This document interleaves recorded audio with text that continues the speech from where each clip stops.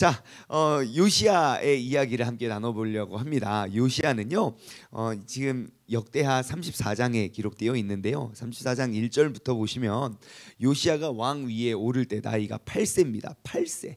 예, 8살에 왕 위에 올라서요. 이제 예루살렘에서 31년 동안 다스리는데 그 8살짜리가 무엇을 할 수 있을까? 예, 8살이면 뭘 할 수 있나? 그런데요, 이 요시야 왕은 정말 많은 일들을 행합니다. 2절 말씀 보시면요, 여호와 보시기에 정직하게 행했고, 그리고 그 요시야만 이게 부여받았던 굉장한 칭찬이에요. 뭐냐면 그의 조상 다윗의 길로 걸었음에도 불구하고 좌우로 치우치지 아니하였다는 것입니다.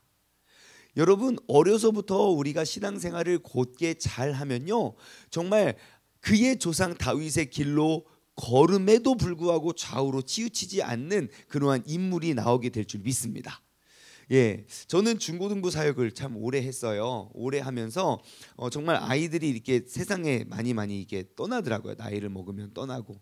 그러면서 이제 저희가 마음속에 이제 가졌던 그러한 소망은, 에이 괜찮아요, 괜찮아요. 선생님들끼리 하는 말이에요. 괜찮아요, 괜찮아요. 애들 나중에 반드시 돌아올 거예요. 라는 그런 소망을 우리가 함께 이야기하고는 했었지만, 우리가 궁극적으로 바라는 건 그냥 세상의 단맛, 쓴맛 뭐 이런 거 다 보고 에휴 그냥 주님밖에 없네 하고 돌아오는, 물론 그럴 수도 있겠지만, 여러분 정말 우리가 꿈꾸고 아이들을 올바로 가르쳐 세우는 거는 정말 이 세상을, 험난한 세상을 살아가면서 우리가 좌우로 치우치지 않고 살아갈 수 있는 그런 믿음의 사람이 되기를 정말 우리가 꿈꾸면서 우리 자녀들을 길러야 되는데, 중요나 흔들리지 않고 잘 살 수 있겠어요?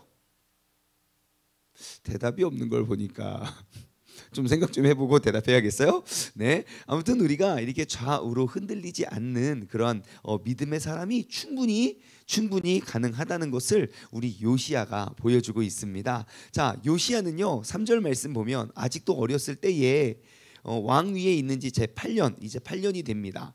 요시야가 참 재밌는 건 이제 몇 년째 뭘 하고 몇 년째 뭘 하고 이제 이런 기록들이 나와 있는데요. 8년 내에 그의 조상 다윗의 하나님을 비로소 찾고 제 12년에 유다와 예루살렘을 비로소 정결하게 해서 12년째부터, 그러니까 8년부터 12년까지 4년 동안 요시야는 뭘 합니까? 다윗의 하나님을 찾고 부르짖었다는 거예요.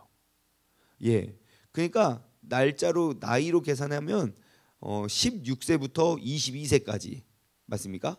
그죠? 16세부터 22세까지 오직 여호와 하나님을 막 간절히 찾고, 그 다음에 뭘 합니까? 이제 12년째가 딱 되어서부터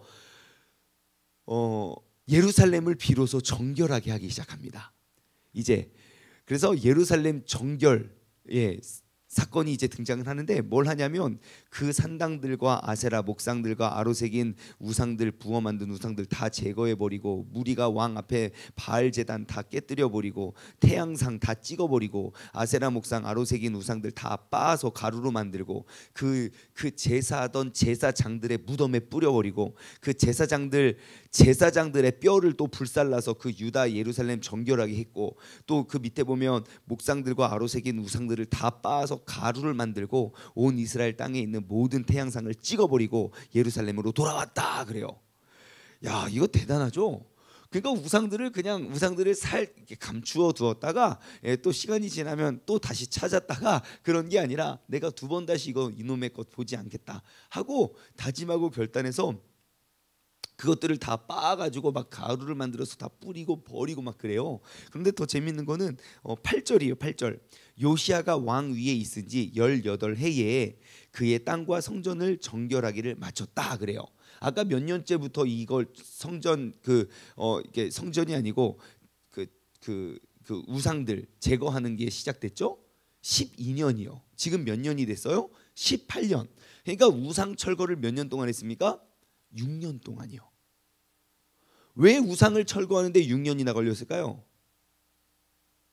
그렇게 많은 우상들이 있었기 때문이 아닐까요?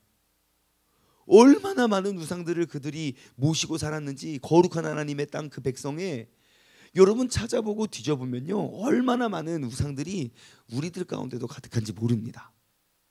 여러분 우리가 가끔씩 설교하고 기도하잖아요. 여러분 우상을 깨뜨립시다. 그러면 우리는 한 10분 기도하고 우상 다 제거된 줄 알고 있어요. 여러분 정말 요시야처럼 이것들을 다 찍어버리고 빻아가지고 막 가루를 만들어 뿌리고 여러분 6년이나 걸립니다. 6년. 다시 말해 우리가 지금까지 모시고 살아왔던 내 삶의 크고 작은 우상들을 제거하고 철거하는데 그냥 10분 기도했다고 1시간 기도했다고 여러분 우상 다 철거되지 않을 수도 있다는 사실을 기억하시기 바랍니다. 중요한 건 무엇입니까? 요시야와 그 모든 백성들은 6년 동안 포기치 않고 우상을 철거하며 나아갔다는 거예요. 아직 남겨진 게 무엇이 있는가? 그것을 향해서 쫓아가서 또 그것을 파헤치고 또 그들에게 다짐하고 또 그들이 여호와 하나님께 돌아가기를 선포하고 명령하면서 나아갔다는 거예요. 무려 6년이라는 기간 동안. 여러분 우리의 삶의 우상 철거가 그냥 하루아침에 되지 않을 수도 있습니다. 하지만 여러분 그것에 의해서 나는 너무 연약한가 봐. 절대 그렇지 않습니다. 6년 동안 그 우상을 위해 기도해 보셨습니까? 그거 완전히 빠서 없애지기를 여러분 간절히 바래 보셨습니까? 제가 저의 삶에도 많은 우상들이 늘 있어 왔고 지금도 맨날 생길랑 말랑 어제도 이것이 내 우상이 되겠구나 라고 생각했던 것들이 있지만 여러분 그 우상을 철거하기 가장 명확한 방법 이따가 등장합니다. 자, 아무튼 이따가 말씀드릴게요. 자, 요시야가 아무튼 우상을 빻았어요. 그 6년이 걸렸어요. 그 다음에 이제 비로소 그의 하나님 여호와의 전을 수리합니다. 그래서 많은 사람들의 이제 돈을 쭉 걷어서 이제 걷어진 돈으로 여호와의 전을 쫙 수리를 하고요. 오늘 본문 말씀으로 넘어갑니다. 14절 굉장히 중요한 말씀이에요. 무리가 여호와의 전에 헌금한 돈을 꺼낼 때에 제사장 힐기야가 모세가 전한 여호와의 뭐를 발견합니까? 율법책을 발견합니다. 그 두루마리 율법책을 성전을 정화하고 있는 그 상황 가운데 율법책을 딱 발견을 해요. 자, 여러분 우리의 삶에 우상을 파괴할 수 있는 가장 명확한 방법이 뭔지 아십니까? 하나님의 말씀입니다. 내 삶의 그 율법책을 발견하는 거예요. 여러분 그 하나님의 말씀이 발견되지 않으면요 죽었다 깨나도 그 우상을 완전히 철거할 수 없습니다. 우리 인생에 피어났던 그러한 우상들을요 사람의 의지로 그거 이겨낼 수 있을 것 같습니까? 여러분 사람은요 내 말대로 내 마음이 따라주지 않습니다. 그래서 우리가 늘 생각하잖아요. 이러면 안 되는데 이러면 안 되는데 벌써 그러고 있다는 거예요. 사람의 말과 사람의 의지는요 그 사람 한 사람을 변화시키지도 못할 것인데 하나님께서 우리에게 맡겨진 사명은 무엇입니까? 나 하나 변화되는 겁니까? 아니요. 나로 인해 하나님의 위대한 사명을 이루어가는 거예요. 요시야 한 명으로 그 나라의 백성들을 다 회복시키시는 것처럼 여러분 나에게 주어진 사명은 바로 그러한 것인데 여러분 어떻게 내가 내 의지로 다른 사람을 바꾸겠습니까? 절대 안 됩니다. 오직 하나님의 능력으로 우리가 나아가야 되는 줄 믿습니다. 자, 그 율법책을 딱 발견했어요. 그리고 그의 행동을 한번 보십시오. 되게 끝내줍니다. 자, 15절 말씀 15절. 15절. 자, 한번 함께 읽어볼까요? 시작. 힐기야가 서기관 사반에게 말하여 이르되 내가 여호와의 전에서 율법책을 발견하였노라 하고 힐기야가 그 책을 사반에게 주매. 자, 말씀을 발견한 사람이 무엇합니까? 사반에게 가져다 줬어요. 그리고 또 사반은요 그 책을 가지고 왕에게 나아가 또 왕에게 드려요. 그러면서 이야기하는 게 무엇입니까? 여러분 우리가 하나님의 율법책 하나님의 말씀을 발견하잖아요. 우리가 해야 될 일이 무엇입니까? 나눠줘야 돼요. 계속 이거 내가 발견했는데 그냥 혼자만 알고 와. 여러분 아니에요. 하나님의 말씀을 발견했다면 그 말씀이 필요한 사람에게 그 말씀을 더욱더 많은 사람에게 나눌 수 있는 그러한 사람이 돼야 돼요. 여러분 한번 돌아보십시오. 내가 최근에 하나님의 말씀을 통해 발견하고 깨달은 말씀은 무엇입니까? 그리고 그 말씀 누구에게 전달하셨습니까? 우리가 신앙생활이 왜 이렇게 힘들고 어려운지 아십니까? 왜 6년이 지나도 내 삶의 우상이 철거되지 않는지 아십니까? 한번 해보십시오. 6년이 아니라 6개월만, 6개월이 아니라 6일만 내가 하나님의 말씀을 한번, 귀한 말씀을 발견하고 발견한 말씀을 한번 나눠보시라고요. 가정 안에서 가장 가까운 사람들과 정말 내가 알지 못하는 복음이 필요한 사람들에게까지 한번 여러분 하나님의 말씀을 발견하고 그걸 한번 나눠보십시오. 그리고 한번 실험해 보세요. 내 삶에 그러한 우상들이 6년을 버티고 있나 없나. 참 신기해요. 제가 어제도 고민한 것이 막 쓸데없이 그냥 이렇게 막 계속 막 핸드폰 보면서 이러면서 한 시간 이렇게 보내다가 야, 이게 지금 뭐 하는 짓인가 라고 생각을 하는데, 불현듯 쫓아왔던 생각이 뭔지 아십니까? 제가 틈만 나면 하나님 성경 계속 읽는데 어제 안 읽은 거예요. 나름 이유도 있어요. 성경을 못 읽은 이유가.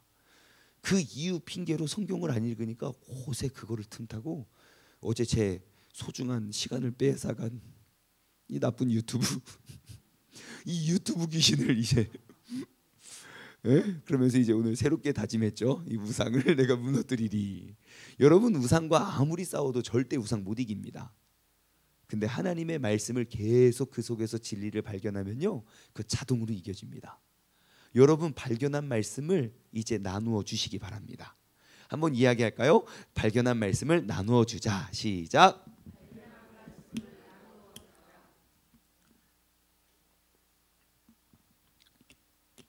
자, 여기서 끝이 아닙니다. 이 요시야의 행적이 얼마나 또 재미있고 그러냐면요, 18절과 19절 말씀 보면요, 서기관 사반이 이제 그 왕에게 아뢰입니다. 이제 제사장 hil기야가 내게 책을 주었습니다 하고 왕에게 왕 앞에서 그것을 막 읽어요. 하나님의 말씀을 딱 읽으니까 요시야의 행위입니다.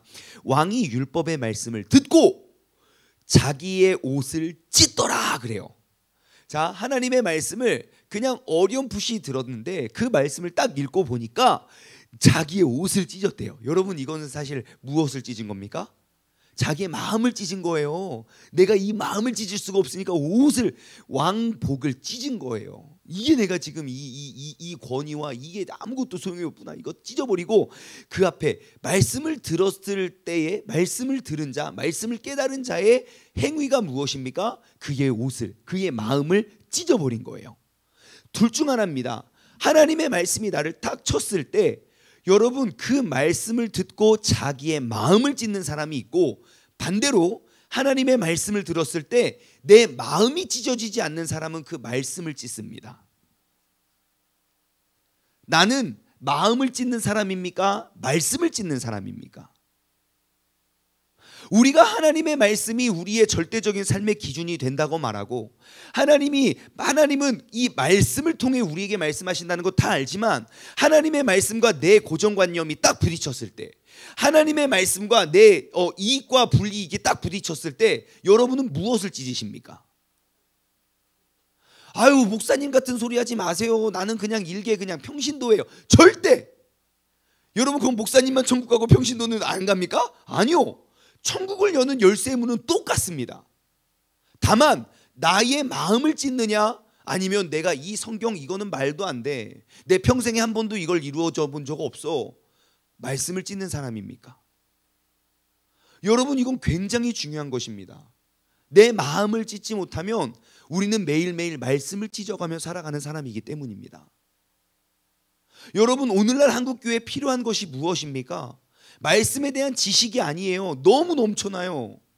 하지만 내 마음을 찢는 사람들이 그들의 결핍이에요.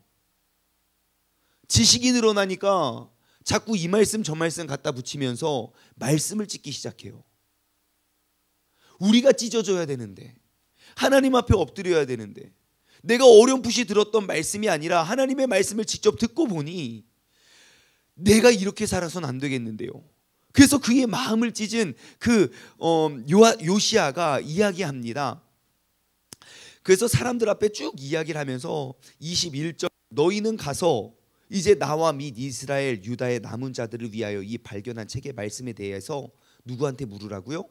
여호와께 물으라. 우리 조상들이 여호와의 말씀을 지키지 아니하고 이 책에 기록된 모든 것들을 준행하지 아니하였으므로 여호와께서 우리에게 쏟으신 진노가 너무너무 크다 그래요. 여러분, 그 문제와 그 여호와의 말씀을 누구한테 가서 물으래요? 여호와께 가서 물어야 된다는 거예요. 여러분, 우리 인생의 모든 기도의 제목들과 문제와 그러한 것들을요, 항상 여러분 여호와 하나님께 가서 물어야 돼요. 여러분, 가장 먼저 지금 여러분 보십시오. 지금 요시야가 대단한 이유는 지금까지 있었던 왕들을 한번 보십시오. 여호와께 물었던 왕들은 다 잘 돼요. 하나님께서 설령 그들이 막 많은 죄를 지었다가도 전쟁과 그런 많은 환난 앞에서 여호와 앞에 엎드리고 마음을 찢었던 왕들은 하나님은 반드시 그들의 기도를 들어주셨어요. 하지만 멀쩡히 주님 잘 따르다가도 몸이 아팠는데 여호와께 부르짖지 아니하였던 왕들, 의사 찾아가고 뭐 저기 하고, 전 지금 의사 찾아가지 말라는 말이 아닙니다, 여러분. 지금 그 중심을 말하는 겁니다. 예, 그 여호와를 의지하지 않았던, 여호와께 묻지 않았던 왕들은 어떻게 됩니까? 하나같이 다 온전한 하나님의 말씀을 따라가지 않았다는 거예요. 여러분, 우리의 삶은 하나가 돼야 돼요. 나의 중심이 바로 서야 돼요. 그래서 여러분, 모든 나의 삶의 문제를 여호와께 찾아가서 물어서, 그럼 우리가 어떻게 여호와께 찾아가서 묻습니까? 예, 하나님의 말씀을 늘 우리가 매일매일 우리가 곱씹고 깨달아야 된다는 거예요. 그래서 이 요시야가 어떻게 깨닫습니까? 조상들이 여호와의 말씀을 지키지 아니하고 이 책에 기록된 것을 준행하지 아니하였으므로 여호와께서 우리에게 쏟으신 진노가 크다. 지금 이스라엘 백성이 이렇게 잘못되고 이렇게 무너지고 이렇게 많은 우상들이 있고 이러한 원인을 발견하죠. 뭐를 통해서요? 하나님의 말씀을 통해서요. 여러분, 우리의 모든 삶의 원인을 하나님 말씀을 통해서 발견해야 될 줄 믿습니다. 다른 곳에서부터 다 찾아봐야 여러분 답이 없습니다. 근데 내가 하나님 말씀 앞에 엎드리고요, 내 마음을 찢으면 그 문제는 그렇게 큰 문제가 되지 않습니다. 정말 그 양쪽 두 사람이 큰 갈등이 탁 생겨요. 둘 중에 한쪽이라도 내가 미안합니다, 내가 잘못했습니다 라고 고백하면 그 갈등이 아무리 큰 갈등이어도 금방 녹아내려집니다. 근데 난 억울합니다 라고 시작하면 정말 아무리 작은 일도 해결이 안 됩니다. 근데 우리가 지금 우리 세종중문교에서 맨날 외치는 큐티 운동이 무엇입니까? 핵심이 하나님의 말씀을 보고 내 죄를 발견하자는 거예요. 내가 죄인입니다. 그럼 설령 그 사람이 9 잘못하고 내가 하나 잘못해도 그 하나 때문에 그 관계가 회복된다니까요. 여러분, 우리가 요시야가 뭐 잘못했습니까? 요시야 어린 살 8살 때부터 좌로나 우로나 다윗의 길을 흔들리지 않았던 사람이에요. 근데 지금도 회개하잖아요. 4년 동안 하나님 찾고 6년 동안 성전 그거 다 우상들 다 철거하고 그 다음에 또 다시 하나님의 성전을 막 공사하고 재건하고 보수하는 그 가운데 하나님의 말씀을 발견하니까 또 엎드려지잖아요. 우리가 잘못했다, 우리 조상들이 잘못했다, 우리가 회개해야 된다. 여러분, 우리가 하나님의 말씀을 보고 내 마음을 찢을 수 있는 그러한 고백이 우리들 가운데 이루어지길 소망합니다. 특별히 여러분, 이렇게 새벽 제단에 새벽에마다 말씀과 기도로 무장하는 우리들이라면요, 여러분 꼭 하나님의 그 능력을 가지고 저 사람을 묵찔르는 게 아니라 하나님은 나를 변화시켜서 내가 가슴을 찢음으로 하나님 앞에 나아갈 수 있는 우리 모두가 되기를 주님의 이름으로 소망합니다. 27절이에요. 내가 이곳과 그 주민을 가리켜 말한 것을, 그래서 이제 선지자들에게 막 묻고 또 이야기를 나누는 가운데 그 훌다라는 사람이 이야기해요. 이렇게요. 내가 이곳과 그 주민들을 가리켜 말한 것을 내가 듣고 마음이 연약하여 하나님 곧 내 앞에서 겸손하여 옷을 찢고 통곡함으로 나도 내 말을 들었노라 라고 여호와 하나님께서 말씀하셨어요. 하나님께서 왜 요시야의 기도와 그의 말을 들으셨다고요? 내 앞에서 겸손하여 옷을 찢고 통곡하였기 때문에. 그랬으므로 나도 내 말을 들었노라 그래요. 반대로 볼까요? 그럼 왜 하나님은 반대로 말하면요, 하나님은 교만한 자의 말을 듣지 않습니다. 왜 우리의 삶에 우리의 구함과 우리의 간구에 하나님이 응답하지 않으신지 아시겠습니까? 내 마음을 돌아보십시오. 내가 하나님 앞에 겸손하여 내 마음을 찢고 통곡함으로 주님께 나아갔는가? 아니면 내가 이미 정해놓은 뜻 다 정해놓고 하나님 협박하고 있는가? 여러분, 기도가 무엇입니까? 내가 원하는 응답 정해놓고 하나님 협박하는 게 기도가 아닙니다. 내가 겸손히 엎드림으로 나의 마음과 나의 계획과 나의 능력을 다 찢어버리고 주님 앞에 통곡하는 거예요. 그러면 그분께서 들으시고요, 우리에게 응답해 주세요. 마지막으로 시간이 없어서 결론을 맺을게요. 여러분, 30절 31절 말씀 보시면 우리가 말씀을 대하는 우리의 자세에 대해서 쭉 이야기하고 있어요. 말씀에 대하는 우리의 자세, 우리가 이 5가지의 자세를 꼭 평생 누리며 살아갈 수 있는 우리 모두가 되었으면 좋겠어요. 30절 중반부부터 보면요, 모든 백성이 노소를 막론하고 다 함께한지라 왕이 여호와의 전 안에서 발견한 언약 체계의 모든 말씀을, 자 보십시오, 어떻게 우리가 신앙생활 해야 되고 어떻게 이 말씀을 대해야 되냐, 모든 말씀을 첫 번째 읽으십시오. 두 번째, 무리의 귀에 들려주십시오. 하나님의 말씀을 읽었다면 그 말씀을 들려주십시오. 그 다음 세 번째, 왕이 자기 처소에서 여호와 하나님의 말씀의 언약을 세우십시오. 여러분, 말씀을 읽고 들려주고 그 깨달은 언약을 세우고요, 그 다음에 마음과 목숨을 다하여 순종하십시오. 그리고 마지막으로 그 율례와 법도를 지켜 여호와의 언약의 말씀을 이루십시오. 5개의 단어입니다. 읽고, 들려주고, 세우고, 순종하고, 이루다. 다시 한번요. 읽고, 들려주고, 세우고, 순종하고, 이루다. 시작. 읽고, 들려주고, 세우고, 순종하고, 이루자. 여러분, 우리가 이 시대에 이 요시아가 되지 아니하면 이 나라는 멸망합니다. 지금처럼 우리가 살아가고 지금처럼 신앙생활하면요, 우리에게 주어진, 우리가 그리스도인으로 요시아와 그 모든 백성들이 읽고 들려주고 세우고 순종하고 이루라는 명령을 회복해서 나라가 섰던 것처럼, 여러분, 우리가 이 시대 이렇게 힘들고 어려운 환난의 때에 우리가 이 말씀 붙잡고 나아갈 수 있는 우리 모두가 되길 소망합니다. 기도하겠습니다. 하나님 아버지, 감사합니다. 이제 하나님의 말씀을 대면하여 내가 말씀을 찢는 사람이 아니라 내 마음을 찢는 사람이 되어 아버지 하나님, 읽고 들려주고 또 그 언약을 세우고 또 순종하며 결국 그것을 이루어낼 수 있는 그러한 믿음의 사람이 되어 우리가 평생 삶을 살면서 다윗의 길을 행하면서도 좌로나 우로나 치우치지 않는 요시아가 될 수 있도록 주님께서 인도하여 주옵소서. 감사드리며 이 모든 말씀 살아계신 예수 그리스도의 이름으로 기도드리옵나이다. 아멘.